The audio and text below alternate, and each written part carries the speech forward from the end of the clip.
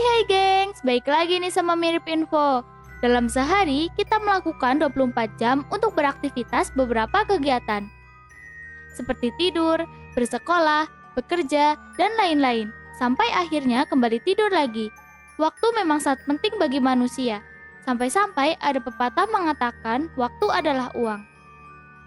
Lalu, bagaimana ya jika di dunia ini tidak ada jam atau waktu? Pastinya akan sangat menyulitkan kita dalam melakukan aktivitas sehari-hari, bukan?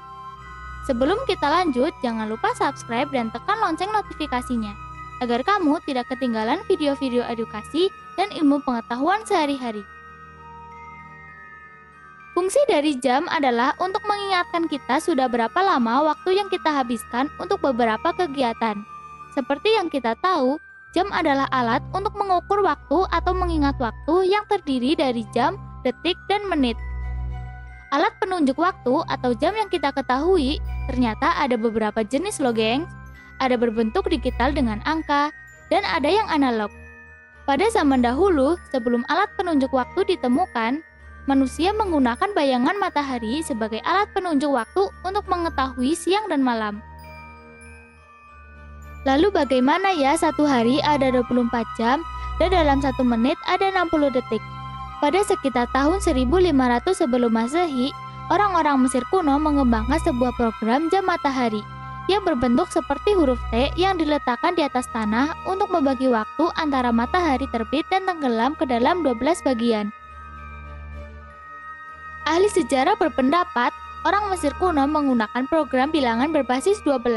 Didasarkan hendak total siklus bulan dalam setahun, atau dapat juga didasari dari banyaknya jumlah sendi jari manusia, 3 di tiap jari tidak termasuk jempol, yang memungkinkan mereka berhitung hingga 12 menggunakan jempol.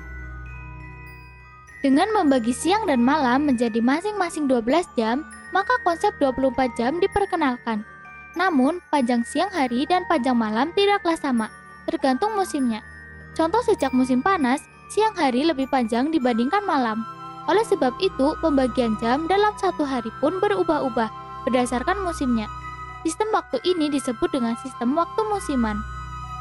Pada 147 sampai 127 sebelum Masehi, astronomi Yunani bernama Hipparchus menyarankan jam dalam satu hari dibuat tetap saja, yaitu sebanyak 24 jam.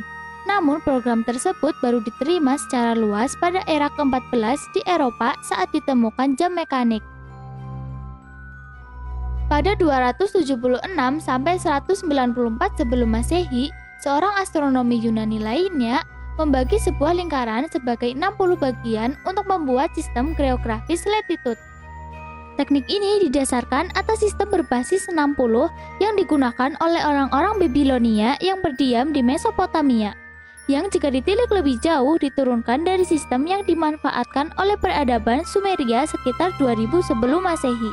Tidak diketahui dengan tentu mengapa menggunakan sistem bilangan berbasis 60.